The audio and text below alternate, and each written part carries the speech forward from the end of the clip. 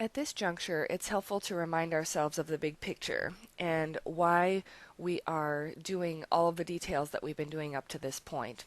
And that is because we're trying to ascertain the relative importance of different predictors in explaining variance in the DV. And in our research, of course, the DV is often a variable that we care a great deal about. It's some indicator of someone's well-being, or it's an indicator of org effectiveness, for example. And so we really care about what's contributing to that DV and trying to understand what is the most important predictor often. Semi-partials are similar to partials in the sense that they are both dealing with control variables. So a control variable or a covariate is a variable that is correlated with our DV of interest and also our predictors usually, but it's not of primary interest to us in our particular study. So it's not of direct importance. But we include it in our model just to try to clarify or elucidate the relationship between our focal predictor and our DV. So we're trying to get the most accurate picture of that. So an example that I thought of, let's say that you're implementing an intervention of some kind in an organization. So like there's a HR initiative and you're trying to examine its impact on the org's productivity or profitability. And let's say that you have several subunits of the org or regions, and you're going to implement the intervention in some regions and not others, and then you'll compare them in terms of their profitability. Now, you know from experience, maybe working in this org, that several factors impact the organization's profitability in any given year. And so you will want to employ some control variables so that you can see more clearly the relationship between the intervention and profitability. You want to isolate that impact. And a lot of times, theoretically, actually, the way to do that is to get the variables that are also impacting, that you think are impacting that DV of interest, and include them in your model. Again, do it carefully because you don't want to put a lot of predictors in that model. Remember, we want to keep our K as low as possible, but you'll want to pick the important variables that predict the DV in order to soak up irrelevant variance in that DV, soak up the residual, and you will be able to see more clearly and have more chance of being significant the unique variance that our intervention contributes to the DV. So let me say that again. The more variables that we have that correlate with the DV that can soak up the residual, then we can more clearly see a smaller effect. Let's say our intervention has a small but important effect on the DV. If we include the right control variables, theoretically, we'll be soaking up irrelevant variance in the DV of interest, so the residuals will be reduced, and we'll be able to more clearly see an effect if there is one going on with our focal predictor and the DV.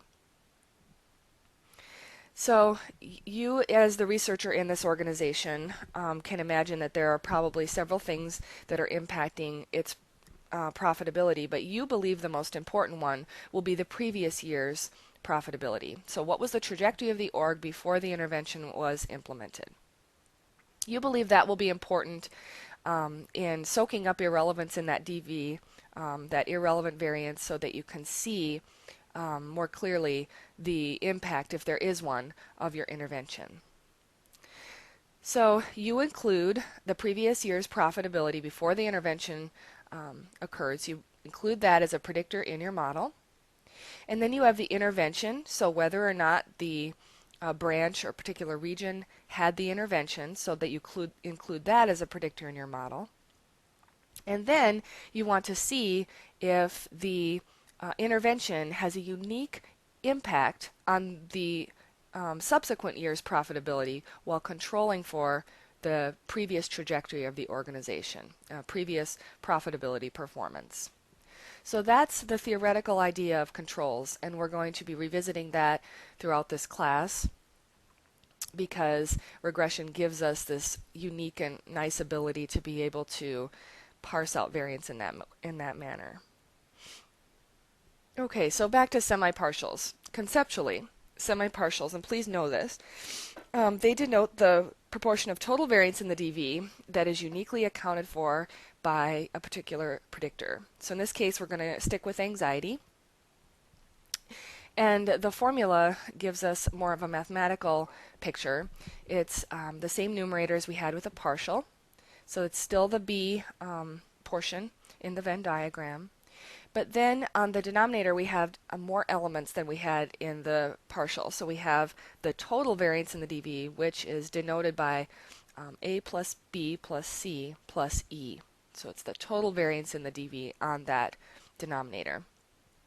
So as you can see, mathematically, it's always going to be the case that semi-partials are smaller than the partials because we have more elements in the denominator in the semi-partial, and thus making the whole fraction smaller.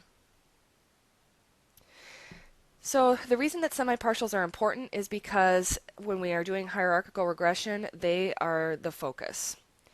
So hierarchical regression deals exclusively with semi-partials.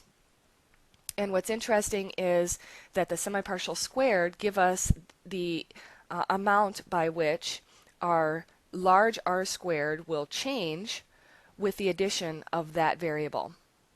So let's say we have the semi-partial correlation for anxiety. We square that, and that gives us literally the change in R squared when anxiety is added to the regression model that already contains the R covariate in this case, and that is the amount of studying that we do for the exam.